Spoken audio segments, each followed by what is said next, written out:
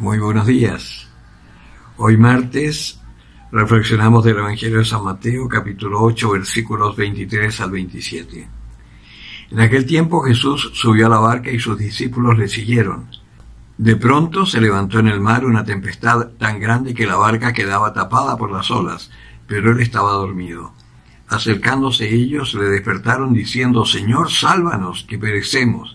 Díceles: ¿por qué tenéis miedo, hombres de poca fe? Entonces se levantó, increpó a los vientos y al mar, y sobrevino una gran bonanza. Y aquellos hombres maravillados decían: ¿quién es este que hasta los vientos y el mar le obedecen? Palabra del Señor. En este martes 13º del tiempo ordinario, el Señor nos pone esta palabra que pienso que no puede ser más adecuada a los tiempos que estamos viviendo, que estamos en medio de vientos de tormento y olas de mar tormentoso que azotan al mundo entero. Estos vientos de destrucción del ser humano, estas ideologías perversas, estos gobiernos vendidos a poderes nefastos que no tienen nada que ver con nuestras patrias, especialmente acá en América lo estamos viviendo muy fuerte, pero en Europa también, que al final no sabemos a qué poderes nos estamos entregando, pues esta palabra viene a decirnos de parte del Señor: ¿qué teméis, hombres de poca fe? El Señor no está dormido. Los que estamos dormidos somos nosotros, que se nos olvida cuál es la misión fundamental que tenemos como cristianos y estamos más preocupados de cosas que no nos dan la vida. Ayer mismo, en la reunión que tuve con mi comunidad, que además fuimos dos comunidades y al final nos fusionaron y vamos a hacer una sola comunidad de vida, porque ya la mía es de gente muy vieja y nos inyectaron un poquito de sangre joven. Tanto de una como de otra comunidad, muchos hermanos no estaban. ¿Por qué? Porque estaban de vacaciones, porque estaban cuidando a los nietos, porque distintas circunstancias, en fin, cosas del mundo. Y después de tantos años, llevamos algunos más de 40 años, que hemos escuchado esta catequesis y esta invitación del Señor para crecer en la fe y llegar a ser cristianos adultos, y sin embargo todavía no logramos romper con estas ataduras que por el pecado nos hacen tomar como principal la vida del mundo, y nos olvidamos que nuestro destino y nuestra vida definitiva son mucho más importantes. Como veíamos ayer con Santo Tomás, que al meter las manos en las llagas del Señor en el costado, él dice: Señor mío y Dios mío. Es decir, reconoce en este hombre resucitado a Dios.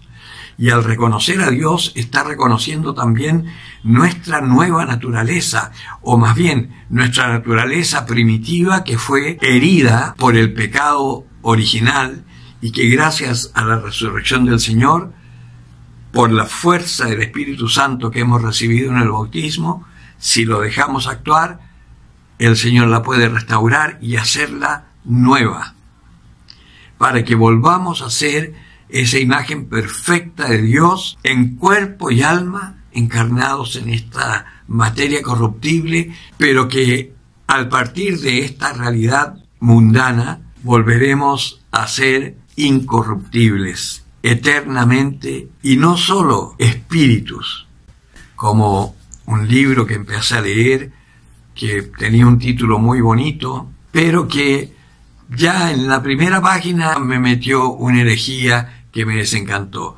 Según decía, era de otro J.J. Benítez, que al final no sé si es el mismo que se da el título de más espiritual ahora, después de haber escrito esas aberraciones sobre el viaje en el tiempo para llegar donde Jesucristo, el famoso caballo de Troya. Este era otro que se supone que lo escribe alguien que ha experimentado la muerte de su padre y que en algún momento su padre le empieza a hablar.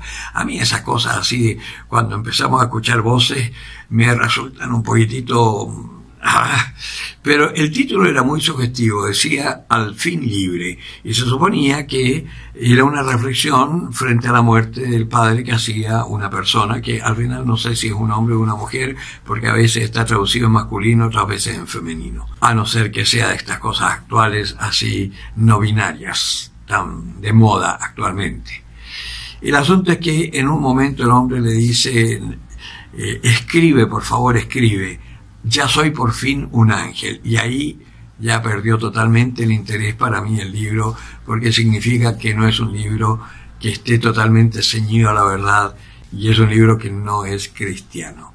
Porque nosotros sabemos, por la revelación y por la historia, que Jesucristo, cuando los discípulos lo ven resucitado, no ven a un ángel ni a un espíritu puro, ven a un hombre de carne y hueso, pero con una carne diferente, un físico distinto, pero comía con ellos. Tomás pudo meter las manos en el cuerpo, no era un fantasma, no era un ser etéreo, era un ser corpóreo, pero con una materialidad diferente, que podía estar en medio de ellos, estando las puertas cerradas por miedo a los judíos, por ejemplo, y pedirles, ¿tenéis algo de comer?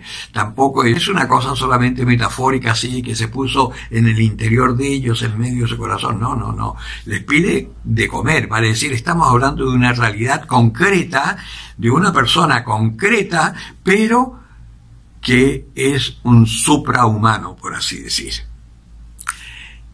Y lo más extraordinario es que a eso nos llama el Señor.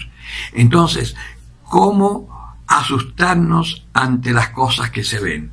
Estamos en medio de un mar embravecido, estamos en medio de unas tormentas, unos vientos huracanados que nos hacen angustiarnos. Pero si tenemos fe y recordamos cuál es nuestra misión como cristianos, es anunciar el amor de Dios y orar por el mundo. Esas son las dos tareas fundamentales que podemos realizar ahora, y ya que la evangelización persona a persona es tan difícil porque cada vez son menos los que quieran escuchar, todavía queda una tarea por hacer, que es la oración continua por la salvación de los hombres, que es nuestro propio fortalecimiento en base a los sacramentos, a la Eucaristía, a la reconciliación, a la escucha de la palabra de Dios. Ojalá dándonos tiempos para adorar al Santísimo, para ir a hacer una hora de oración frente al Santísimo. La presencia real del Señor en la especie eucarística, en una capilla de oración al Santísimo, te da muchos réditos, te ayuda muchísimo en tu vida.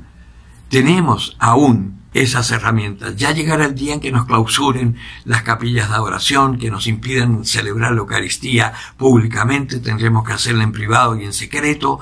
Ya el Señor irá mostrando caminos. Por ahora, lo mejor que podemos hacer es orar por este mundo que está en medio de las tormentas y no perder la fe, no tener miedo, porque el Señor está con nosotros y Él tiene el poder para calmar esos vientos, pero si no los calma es para nuestro bien y el bien de toda la humanidad. A ver si por fin nos decidimos a mirarlo a Él y a apoyarnos en Él. El que tenga oídos para oír, que oiga.